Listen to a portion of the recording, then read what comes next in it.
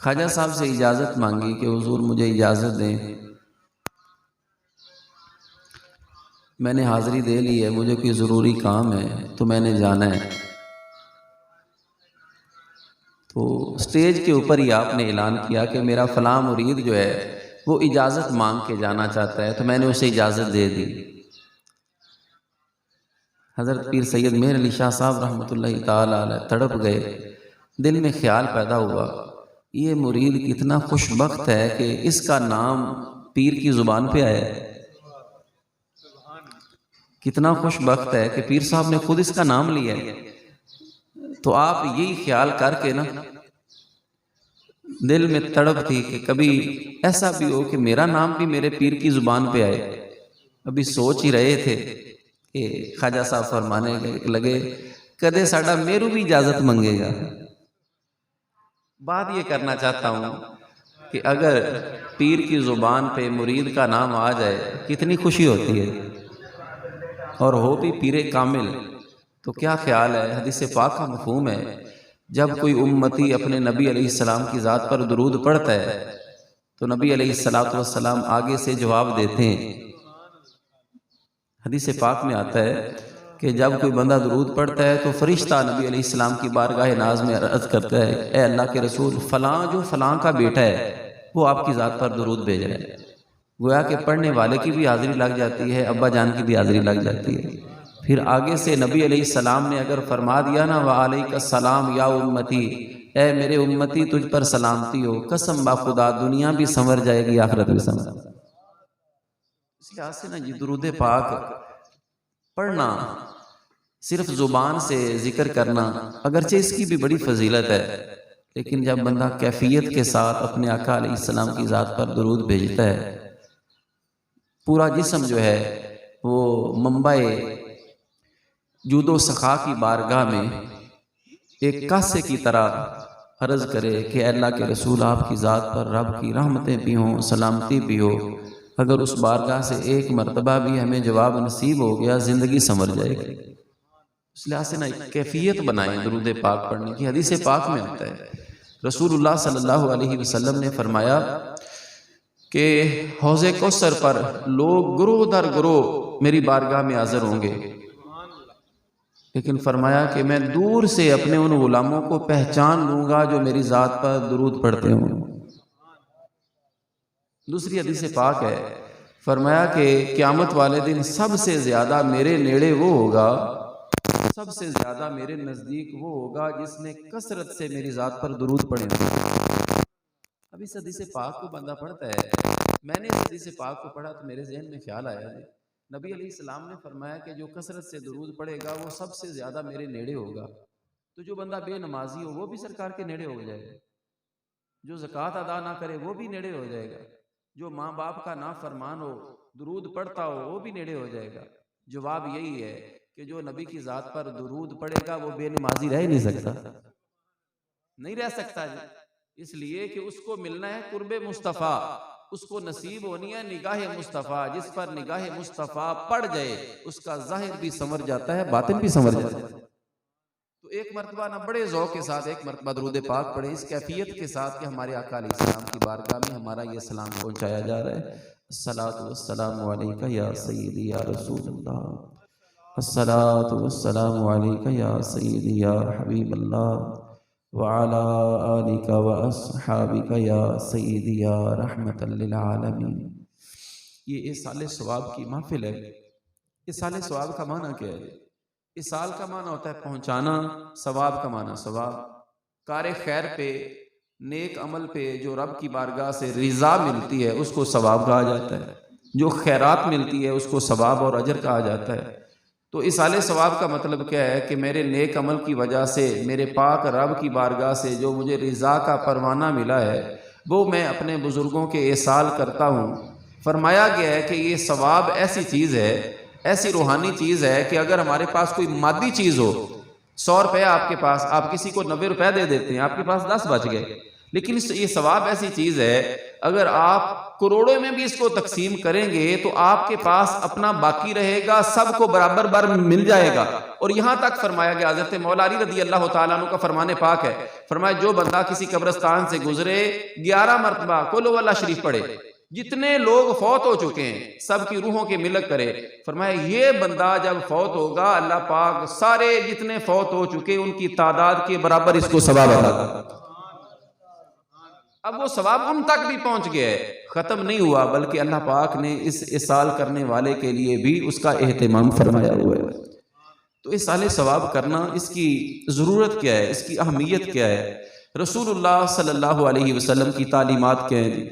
حضرت علامہ اسماعیل حقی رحمۃ اللہ تعالی علیہ، آپ نے اس حدیث پاک کو ذکر کیا ہے جی، تفسیر روح البیان میں ہے، محبوب علیہ السلام نے فرمایا یا اصحابی لا تنسوا امواتکم، اے میرے صحابہ، اے میرے غلاموں، اپنے مردوں کو بھول نہ جانا، اپنے فوت ہو جانے والوں کو بھول نہ جانا، فی قبورکم، ان کی قبروں میں، یہ نہ ہو کہ تم انہیں دفن کر کے آ کے کہو کہ بس جی اب ان کا معاملہ الگ ہے ہمارا معاملہ الگ ہے، فرمایا ایسا نہ کرنا، لا تنسوا امواتکم فی قبورکم، اپنے فوت شدگان کو ان کی قبروں میں بھلا نہ دینا، بھول نہ جانا کہ ہمارا تمہارے ساتھ کوئی تعلق نہیں ہے۔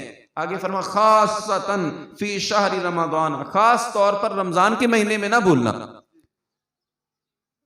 فَإِنَّ أَرْوَاحَهُمْ يَأْتُونَ بُيُوتَهُمْ، یہ حدیث پاک ہے جی، میں نے حوالہ عرض کر دیا ہے، تفسیر روح البیان علامہ اسماعیل حقی رحمۃ اللہ تعالی علیہ کی قرآن پاک کی تفسیر ہے، اس میں ہمارے سچے نبی علیہ السلام کا یہ فرمان پاک موجود ہے، لا تنسوا اصحابی امواتکم فی قبورکم، اے میرے صحابہ، اے میرے غلاموں، اے میرے امتیوں، اپنے فوت ہونے والوں کو قبروں میں جب دفن کر کے آتے ہو تو ان کو بھول نہ جانا، خاصتاً فی شہر رمضان، خاص طور پر رمضان المبارک میں، فَإِنَّ أَرْوَاحَهُمْ يَأْتُونَ بُيُوتَهُمْ، اس لیے کہ ان کی روحیں اپنے گھروں میں واپس پلٹ کے آتی ہیں۔ یہ سچے نبی علیہ السلام کا فرمان پاک ہے، فتاوی رضویہ شریف میں 9ویں جلد میں باقاعدہ ایک پورا رسالہ تفصیل کے ساتھ کثیر احادیث طیبہ کے حوالے کے ساتھ موجود ہے کہ جو روحیں ہیں ان کو اللہ پاک کی طرف سے، اور یہ بھی یاد رہے کہ ہر روح برابر نہیں ہے، جو ایمان والے کی روح ہے، فرمایا کہ جب بندہ فوت ہوتا ہے، حضرت محمد بن اسماعیل رحمۃ اللہ تعالی علیہ، یہ حضرت سیدنا جنید بغدادی رحمۃ اللہ تعالی علیہ کے ہم اثر ہیں، ان کے زمانے میں آپ کا جب وصال ہونے لگا، وقت وصال قریب آیا تو آخری لمحات تھے، ادھر نماز کا وقت ہو گیا، ادھر سے حضرت ملک الموت اسرائیل علیہ السلام آ گئے، دیکھ لیا فرشتے کو آتے ہوئے، کہا کہ اے ملک الموت، رب نے تمہیں جس کام پر معمور کیا ہے یقیناً تم نے وہ کرنا ہے، ابھی میرے کچھ سانس چل رہے ہیں، اجازت دو تو جو رب نے مجھ پر حکم لازم کیا ہے میں وہ پورا نہ کر لوں، نماز کا ٹائم ہے مجھے نماز پڑھ، اسی وقت غلاموں کو حکم دیا، انہوں نے وضو کروایا، نماز پڑھی، جو ہی سلام پھیرا ادھر سے روح پرواز کر گئے، فوت ہو گئے۔ بعد میں کسی نے خواب میں پوچھا کہ بتائیے حضور کیا بنا؟ فرمایا کیا بننا تھا، تمہاری دنیا سے جان چھوٹ گئی، رب کی نعمتوں میں سیریں کر رہے ہیں۔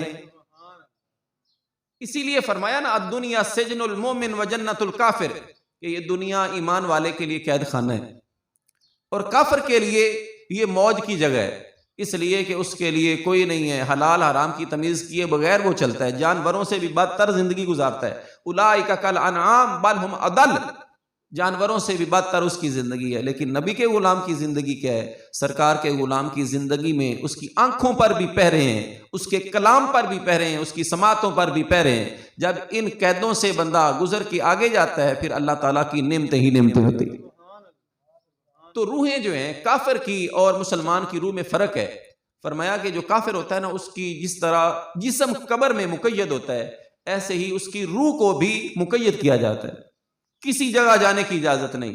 لیکن ایمان والا جب وہ فوت ہوتا ہے تو اللہ پاک کی طرف سے اس کی روح کو یہ شرف دیا جاتا ہے، کبھی وہ نبی کے روزے پہ حاضری دیتی ہے، کبھی کعبہ معظمہ کا طواف کر رہی ہوتی ہے، یہ اللہ تعالیٰ کا کرم ہوتا ہے۔ تو فرمایا کہ رسول اللہ صلی اللہ علیہ وسلم نے فَإِنَّ أَرْوَاحَهُمْ يَأْتُونَ بُيُوتَهُمْ فَيُنَادِي كُلُّ أَحَدٍ مِّنْهُمْ أَلْفَ مَرَّةٍ، فرمایا کہ روحیں گھروں میں پلٹتی ہیں اور پھر گھروں میں آ کر بار بار الف مرہ، 1000 مرتبہ گھر والوں کو ندا دیتی ہیں، اور کیا کہتی ہیں من الرجال والنساء، مردوں کو بھی پکارتی ہیں، گھر میں رہنے والی عورتوں کو بھی ندا دیتی ہیں، کیا کہتے ہیں؟ اعطفو علینا، ہم پر مہربانی کرو، ہمارے اوپر شفقت کرو، ہمارا لحاظ کرو، بدرہم، کوئی ایک سکہ، کوئی درہم ہی ہمارے نام کا صدقہ و خیرات کر دو، او برغیف، یا پھر اگر پیسے نہیں ہیں تو کوئی روٹی ہی ہمارے نام پر کسی فقیر کو دے دو، او بکثرت خبز، اگر پوری روٹی نہیں تو روٹی کا کوئی ٹکڑا ہی صدقہ و خیرات کرو، او بدعوت، یا اگر کچھ بھی نہیں کر سکتے تو کم از کم ہمارے لیے ہاتھ اٹھا کے ہماری بخشش کے لیے دعائی کر دو، او بقراءت آیت، او بکسوت، یا پھر کوئی قرآن پاک کی آیت تلاوت کر کے ہمارے روح کے سال کر دو، یا پھر کسی غریب مسکین کو کپڑے پہنا دو، کساکم اللہ تعالی من لباس الجنہ، او اللہ تمہیں جنت کے لباس دے، ہمیں بھول نہ جاؤ، ہمارے لیے بھی کوئی خیال کرتے رہو۔ یہ سچے نبی علیہ السلام کا فرمان پاک ہے۔ امت کے حالات جو قبروں میں ہیں وہ محبوب علیہ السلام نے پہلے ہی بیان کر دیے کہ مرنے والوں کو اس قدر بھی ضرورت ہوتی ہے۔ آج وقت ہے مرنے کے بعد اولاد رشتہ داروں کے ایصال ثواب کے ہم محتاج ہو جائیں گے، لیکن آج ہے کہ آج جتنے عمل کر لیں گے وہ ہمارے لیے اپنے لیے خزانہ ہوں گے۔ قرآن پاک میں اللہ تعالیٰ نے یہی ارشاد فرمایا ہے، یا ایھا الذین آمنوا اتقوا اللہ ولتنظر نفس ما قدمت لغد واتقوا اللہ ان اللہ خبیر بما تعملون۔ اے ایمان والو، اللہ سے ڈر جاؤ، ہر جان کو دیکھنا چاہیے کہ اس نے اپنے کل کے لیے کیا کیا۔ وہ کل کیا ہے؟ وہ کل آنے والا ہے، قبر میں آنے والا ہے۔ جس دنیا میں ہم نے، حدیث پاک میں آتا ہے، مشکاۃ شریف کی حدیث پاک ہے، نبی علیہ السلام کی امت کی جو عمر ہے، اوسط عمر، فرمایا یہ 60 سے 70 ہے۔ یہ 60 سے 70 کے اوپر کوئی بھی جاتا ہے، بہت کم جاتے ہیں، اگر کوئی جائے بھی تو بیماریوں کا ایک پلندہ بن چکا ہوتا ہے، طرح طرح کی بلڈ پریشر، کیا کیا بیماریں۔ 60 سے 70 سال یہ درمیانی عمر ہے نبی علیہ السلام کی امت کی۔ جہاں پر ہم نے 60 سے 70 سال، زیادہ سے زیادہ 100 سال کر لیں، جہاں پر رہنا تھا اس کے لیے ہم نے کیا کیا؟ ہر بندہ ہم میں سے اپنے گریبان میں میرے سمیت جھانک لے، اس کے لیے ہم نے کتنا کچھ کیا، اور جہاں پر ہم نے قیامت تک رہنا ہے اس کے لیے کیا کیا۔ چانن ہو جائے گا ہر ایک کے سامنے۔ تو وہ قبر والے اہل قبور، ان کی روحیں دروازوں پہ آ کے، گھروں میں آ کر ندائیں دیتی ہیں کہ اعطفو علینا، ہمارے اوپر مہربانی کرو، کوئی خرچ کر لو، کوئی صدقہ و خیرات کرو، تاکہ تمہارے خرچ کرنے کی وجہ سے ہمیں قبروں میں سکون پہنچے۔ سیدی اعلیٰ حضرت رحمۃ اللہ تعالی علیہ نے جو حدیث طیبہ لکھی، آپ کے الفاظ فرماتے ہیں کہ وہ جو میت، وہ جو فوت ہونے والا ہے، اس کی روح اتنے جو ہے وہ تمنا کے لہجے میں، اتنے عاجزی کے لہجے میں عرض کرتی ہے، مہربانی کر دو، وہ مہربانی کرو، ہم ہی تمہیں سارا کچھ دے کے گئے، تم ہماری اولاد ہو، یہ گھر بھی تو ہم نے کمایا تھا تو، اور تمہیں گھر بنا کے دیا تھا۔ پھر وہ عرضیں کرتے ہیں کہ کسی طرح ہماری اولاد کو یہ بات سمجھ آ جائے، لیکن اس وقت اگر اولاد کو یہ بات سمجھا کے گئے ہیں تو پھر وہی دعا کریں گے۔ اگر ان کو یہی سکھایا کہ مرنے کے بعد کچھ نہیں پہنچتا تو پھر مرنے کے بعد ہو سکتا ہے دعا بھی نہ ملے۔ رسول اللہ صلی اللہ علیہ وسلم کا فرمان مقدس ہے کہ مرنے کے بعد میت کا حال جو ہوتا ہے، محبوب علیہ السلام نے فرمایا مل میت فی القبر الا کالغریق المتغوص، فرمایا کہ مرنے والا جو قبر میں ہوتا ہے اس کی مثال ایسے ہے کہ جس طرح کوئی ڈوبنے والا ہو، پانی میں ڈوب رہا ہو، اور وہ ندائیں لگائے کہ مجھے باہر نکالو، التجائیں کرے کہ مجھے کنارے تک پہنچاؤ، ینتظر دعوتن، وہ دعاؤں کا منتظر رہتا ہے۔ یہ سرکار علیہ السلام کا فرمان پاک ہے جی، کوئی ڈائجسٹ یا اخبار کی بات نہیں ہے۔ کریم آقا علیہ السلام فرما رہے ہیں ینتظر دعوتن، وہ دعاؤں کا منتظر ہے۔ انتظار مردے کرتے ہیں، یہ زندہ کرتے ہیں جی، انتظار کر رہا ہے سرکار علیہ السلام کے پاک فرمان کے مطابق۔ فوت ہونے والا وہ منتظر ہے، کیسے؟ فرمایا کہ جس طرح کے ایک ڈوبنے والا ہوتا ہے۔ اب یہاں پر نبی علیہ السلام کے فرمان پاک کا حسن دیکھیے جی، یہ بھی تو کہا جا سکتا تھا کہ کل غریق المتغوص کی بجائے اس کو کہہ دیا جاتا کل آتش، کہ وہ پیاسے کی طرح انتظار کرتا ہے۔ پیاس کے ذریعے، پیاس اگر ہو نا تو کچھ نہ کچھ بندہ وقت نکال ہی لیتا ہے، لیکن اگر ڈوب رہا ہو تو اس وقت بڑی جان اوکھی ہوتی ہے۔ تو مرنے والا ہر لمحے اپنے اقربا، اپنے رشتہ داروں، اپنے عزیزوں کی دعاؤں کا منتظر ہے۔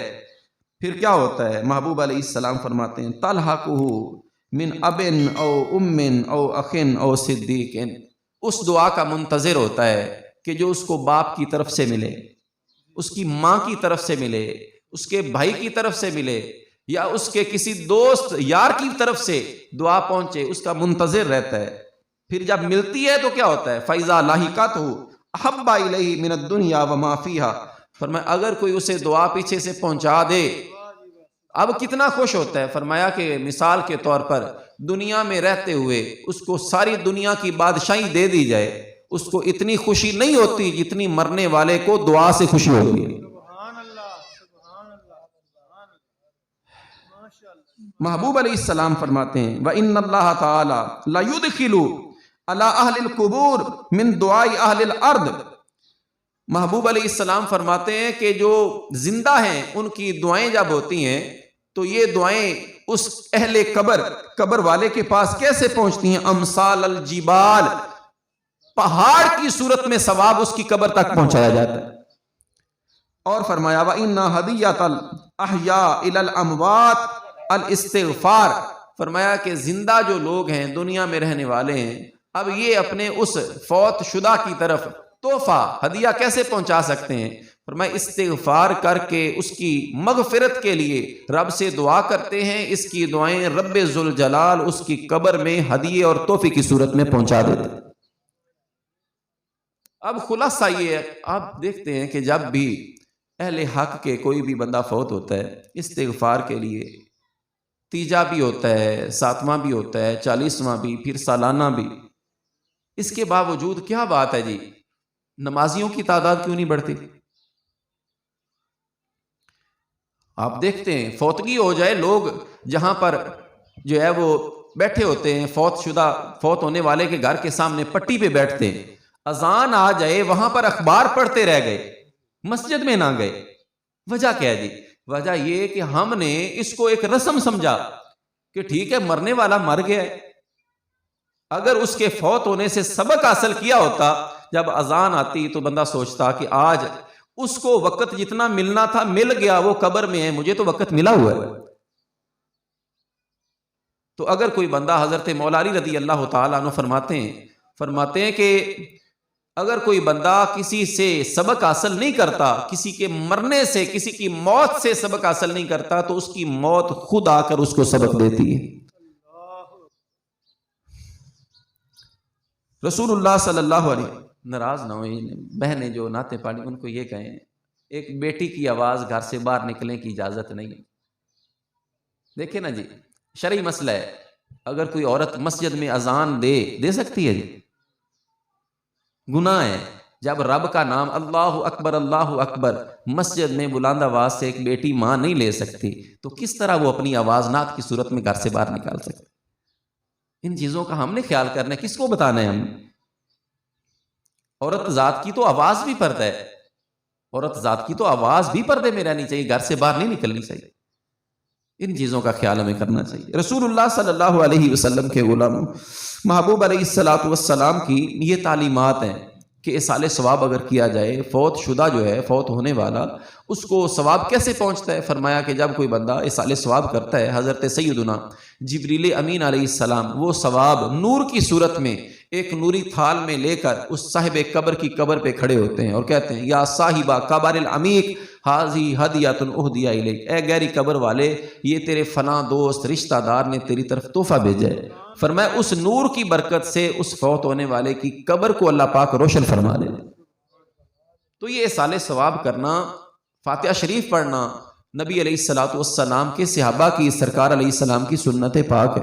یہ میں نے 3-4 حدیث پاک آپ کے سامنے عرض کی ہیں۔ یہ کیا تھا؟ قرآن پاک پڑھ کے اصال ثواب کیا جائے، دعا کر کے اصال ثواب کیا جائے۔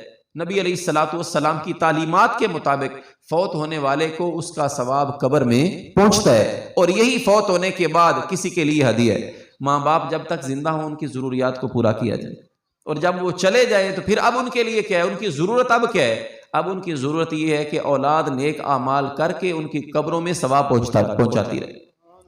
محبوب علیہ السلام کے غلام حضرت سیدنا ابو ہریرہ رضی اللہ تعالیٰ عنہ سے روایت ہے، فرماتے ہیں ترفع للمیت بعد موتہ درجاتہ، ایک بندہ فوت ہو گیا، آئے روز اس کے درجوں میں بلندی ہو رہی ہے، وہ رب کے حضور عرض کرتا ہے فیقول اے رب، اے میرے رب کیا چیز ہے کہ میں تو دنیا سے آ گیا، یہاں پر ہوں، قبر میں نہ نماز پڑھتا ہوں، نہ قرآن پاک کی تلاوت کرتا ہوں، نہ تیرے نبی علیہ السلام کی ذات پر درود پڑھتا ہوں، مالک آئے روز میرے درجات میں بلندی کیسے ہو رہی ہے؟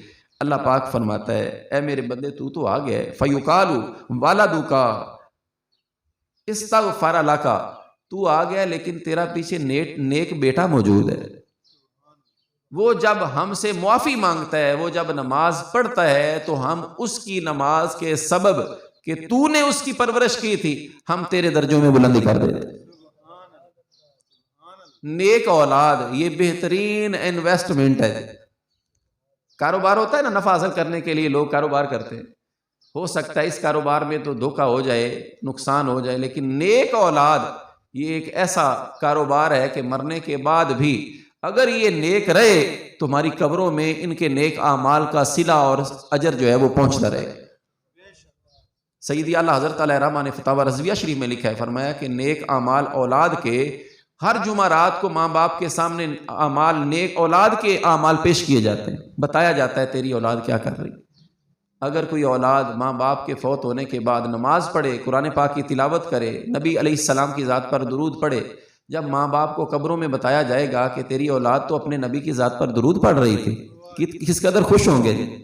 لیکن اگر قبر میں جانے کے بعد بھی ان کو بتایا جائے تیری اولاد تو کبھی مسجد کی طرف جاتی نہیں ہے، تو گویا کہ مرنے کے بعد بھی ماں باپ کو سکھ کوئی نہیں دیا ہے۔ تو اصال ثواب جو ہے یہ چاہے قرآن پاک کی تلاوت کی صورت میں ہو، اصال ثواب کس چیز کا کیا جا سکتا ہے جی؟ اصال ثواب فرض کا بھی کیا جا سکتا ہے، واجب کا بھی کیا جاتا ہے، سنت کا بھی، نفل کا بھی، مستحب، ہر چیز کا ثواب اصال کیا جا سکتا ہے۔ نماز پڑھی، اس کا طریقہ میں عرض کرتا ہوں۔ نماز بندے نے پڑھ لی، عرض کرتا ہے مالک آج تک جو میں نے نیک عمل کیے ہیں اپنے محبوب علیہ السلام کے صدقے قبول فرما لے، یہ سارا ثواب میں تیرے محبوب کی بارگاہ میں پیش کرتا ہوں، اور اپنے آقا علیہ السلام کے صدقے سے سارے نبیوں کی بارگاہ میں، نبی علیہ السلام کی آل، اولاد، اصحاب، اولیاء، سب نبی علیہ السلام کے غلاموں، ایمان والوں کے ملک کرتا ہوں۔ مالک بالخصوص اپنے والدین کے ملک کرتا ہوں۔ مالک جو کچھ میرے پاس تھا وہ تو میں نے عرض کر دیا ہے، اے کریم میں گناہ گار ہوں، اپنے حبیب کا صدقہ میری خطائیں بھی معاف فرما۔ سارا کچھ دینے کے بعد جب نبی کا واسطہ دے کے اپنی خطاؤں کی معافی مانگے گا، اللہ پاک خطاؤں کو معاف ضرور فرما دے۔ حضرت سیدنا ابو ہریرہ رضی اللہ تعالیٰ عنہ سے روایت ہے، فرماتے ہیں رسول اللہ صلی اللہ علیہ وسلم کا فرمان پاک ہے، حدیث پاک حضرت سیدہ امی جان عائشہ پاک رضی اللہ تعالیٰ عنہ سے روایت ہے، فرماتی ہیں کہ ایک صحابی نبی علیہ السلام کی بارگاہ میں حاضر ہوئے، عرض کی حضور میری امی جان اچانک فوت ہو گئی ہیں، اور میرا یقین ہے کہ اگر وہ کلام کر سکتی، بول سکتی تو وہ کوئی نہ کوئی صدقہ و خیرات ضرور کرتی، اے اللہ کے رسول اگر ان تصدقت عنہا، اگر ان کی طرف سے میں کوئی صدقہ و خیرات کر دوں کیا میری امی کو ثواب پہنچے گا؟ نبی علیہ السلام نے فرمایا ہاں، اگر تو اس کی طرف سے صدقہ و خیرات کرے گا اللہ پاک تیری ماں کو اس کا اجر قبر میں عطا فرمائے گا۔ تو ماں باپ جو ہیں ان کے لیے دین اسلام ایسا دین کامل ہے، جب تک ماں باپ زندہ رہے فرمایا کہ اگر تم ماں باپ کو اما یبلغن عندک الکبر احدہما او کلاہما فلا تقل لہما اف ولا تنہرہما، بڑھاپے میں ماں باپ دونوں مل جائیں یا دونوں میں سے کوئی ایک مل جائے، ان کے سامنے اف بھی نہیں کہنا، ان کی ضروریات کا خیال کرنا ہے، کیوں؟ اس لیے کہ اب تمہاری آزمائش ہے کہ کون ہے اپنے ماں باپ کی قدر کرتا ہے، لیکن جب یہ چلے جائیں اس کے بعد بھی ماں باپ کے حقوق ختم نہیں ہوئے۔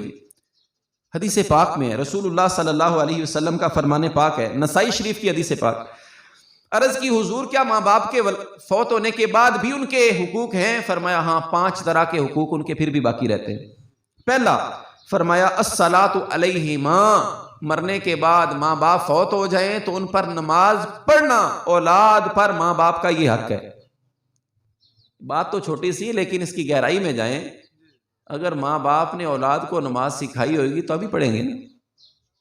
ایک بہت بڑا آدمی، امیر آدمی فوت ہو گیا جی، اس کا بیٹا کوئی بہت بڑے عہدے پر تھا، جب جنازے کے لیے صفیں بن گئیں، یہ المیہ ہے ہمارے اس ماحول کا، جب صفیں بن گئی تو وہ دوسرے آدمی سے کہتا ہے یار رومال تو دے دو. اس نے کہا رومال کا کیا کرنا؟ کہتے ہیں نیچے بچھانا ہے, سجدہ نہیں کرنا. رونے کی بات ہے. جس بیٹے کو یہی پتا نہیں کہ جنازے میں سجدہ ہوتا ہے یا نہیں ہوتا, اس نے باپ کے لیے دعا کیا کرنی؟ چاہیے تو یہ تھا نا کہ میں کہتا ہوں کہ مرنے کا بھی مزہ آ جاتا ہے جب باپ کا جنازہ خود بیٹا پڑھا رہا ہو. ہر لفظ پہ آنکھوں پہ جب آنکھوں سے آنسو برسیں گے, پھر پاک رب کی رحمت بھی چھما چھم برسے گی. لیکن اولاد اگر دنیا دار بنا کے چلے گئے, مرنے کے بعد اولاد کو پتہ ہی نہیں ہے دعا کیا کرنی ہے اور کن الفاظ سے کرنی. بڑی افسوس کی بات اس وقت ہوتی ہے جب کوئی فوت ہو جائے, مدرسے سے بچے لا کے بٹھا دیتے ہیں, بیٹے یاسین پڑھے. بیٹا ایک بھی نہیں بیٹھا, رشتہ داروں میں سے کوئی بھی پڑھنے کے لیے نہیں, مدرسے کے طلباء کو لگا دیا. میاں آج تو سب سے زیادہ تیرے باپ کو تیری دعاؤں کی ضرورت تھی. تو فرمایا کہ ماں باپ کے حقوق میں سے پہلا حق ہے الصلاۃ علیہما, ان پر نماز پڑھی جائے. دوسرا والاستغفار لہما, مرنے کے بعد ماں باپ کے لیے مغفرت کی دعا کی جائے, یہ ماں باپ کا حق ہے اولاد پر. تیسرا اکرام الصدیقہما, ماں باپ چلے گئے, باپ چلا گیا تو کوشش کر اپنے باپ کے بھائی اپنے چچا تایا کا احترام کر, ان کے دوستوں اور یاروں کے حقوق کا خیال کر. حضرت سیدنا عبداللہ ابن عمر رضی اللہ تعالی عنہما جا رہے تھے, سواری بھی تھی, دستار باندھی ہوئی تھی, 7 احباب تھے. رستے میں ایک دیہاتی آدمی ملا. آپ نے کیا کیا جی, اپنی سواری اس کو دے دی, کہا کہ یہ سواری آپ قبول کرے. پھر اپنی دستار مبارک اتار کے بھی دے دی. جو ساتھی تھے انہوں نے کہا حضور یہ دیہاتی آدمی تھا, تھوڑا سا ہی آپ نے اس کو احسان کیا تھا, اس پر اس نے راضی ہو جانا تھا, آپ نے سارا کچھ ہی دے دیا. فرمایا اصل میں بات یہ ہے کہ اس کا جو باپ تھا نا وہ میرے ابا جان کا دوست تھا, میں نے اس کے ساتھ حسن سلوک کیا ہے, اس کا باپ خوش ہوگا, اس کا باپ خوش ہوگا تو میرے ابا جان بھی خوش ہو جائے. اکرام صدیقہما. تیسرا کہ جی. چوتھا انفاذ وعدہما او کما قال, فرمایا کہ جو ماں باپ نے کسی کے ساتھ وعدہ کیا ہوا تھا صدقہ و خیرات کرنے کا, میں مسجد بنواؤں گا, مدرسے کی خدمت کروں گا, اپنے رشتہ داروں میں سے فلاں غریب کی مدد کروں گا, کسی یتیم کسی بیوہ کا سہارا بنوں گا, اس کے لیے کوئی اصال ثواب کے طور پر اس کے لیے کچھ اسباب مہیا کروں گا.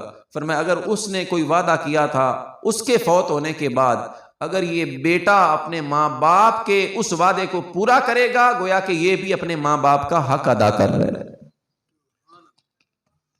پانچواں حق فرمایا کہ صلۃ الرحم اللاتی توصل الا بہما, ماں باپ کے جو رشتہ دار ہیں جن کی وجہ سے ماں باپ کے ساتھ تعلق ہے, ماں فوت ہو گئی تو خالہ جان, باپ فوت ہو گیا تو چچا جان, اپنی بہنیں, فرمایا ان کے ساتھ اگر یہ صلہ رحمی کرے گا تو یہ بھی ماں باپ کا اس پر بیٹے پر حق ہے کہ مرنے کے بعد بھی ان کی اولاد اور ان کے اقربا کے ساتھ حسن سلوک کیا جائے. آج یہ ہوتا ہے کہ ماں باپ, یہ بھی اللہ تعالیٰ کا کرم ہے کہ ماں باپ کے ہوتے ہوئے 4 بیٹے اکٹھے ایک ماحول میں رہیں, لیکن مرنے کے بعد تو ہر ایک کے الگ الگ منہ ہو ہی جاتے ہیں. اولادوں کی وجہ سے وہ اولاد جو ایک ہی ماں کے پاس چولہے پہ بیٹھ کے اکٹھے روٹی کھاتے تھے, جب اولادیں ہوتی ہیں تو ساری زندگی ایک دوسرے کا منہ دیکھنے سے بھی جاتی. حالانکہ فرمایا گیا ہے کہ جب یہ آپس میں حسن سلوک کے ساتھ پیش آتے ہیں تو ان کے والدین کو قبروں میں سکون پہنچتا ہے کہ ہماری اولاد پیچھے آپس میں جوڑ کے بیٹھی ہوئی ہے. یہ جب کوئی فوت ہو جاتا ہے تو 40ویں پہ معمول یہی ہے کہ سر پر دستار باندھی جاتی ہے. یہ صرف کپڑا نہیں ہوتا بلکہ یہ ایک وعدہ ہوتا ہے کہ میرے ابا جان کسی کے ساتھ اگر حسن سلوک کے ساتھ زندگی گزار رہے تھے, میں وعدہ کرتا ہوں کہ میں ان رشتوں کو ٹوٹنے نہیں دوں گا, پہلے کی طرح مضبوط رکھوں گا. تو ان ساری باتوں کا خلاصہ یہ ہے کہ جی مرنے کے بعد بھی ماں باپ کے حقوق ہم پر رہتے ہیں. زندگی میں ان کی دعائیں, فرمایا گیا ہے جس بندے کے روزی میں تنگی ہو, رزق کے اسباب کم ہو, وہ کثرت سے اپنے ماں باپ کے لیے مغفرت کی دعا کرے, اللہ پاک اس کی روزی میں برکتیں عطا کرے. انشکر لی والی والدیک الی المصیر, پاک رب فرماتا ہے میرا بھی شکر ادا کرو, اپنے ماں باپ کا بھی شکر ادا کرو. مفسرین فرماتے ہیں رب کا شکر ہے 5 وقت کی نماز, اور ماں باپ کا شکر ہے ہر نماز کے بعد اپنے ماں باپ کے لیے مغفرت کی دعا کرنا. اللہ پاک اپنے حبیب علیہ الصلوۃ والسلام کے پیارے والدین کریمین کا صدقہ مرحوم کو کروٹ کروٹ جنت عطا فرمائے. اللہ پاک ان کی اولاد کو اپنے محبوب علیہ السلام کی غلامی والی زندگی عطا کرے۔ مالک ہماری اولادوں کو دنیا دار بننے سے محفوظ فرمائے، سرکار علیہ السلام کی غلامی والی زندگی عطا فرمائے۔ وآخر دعوایا ان الحمد للہ رب العالمین۔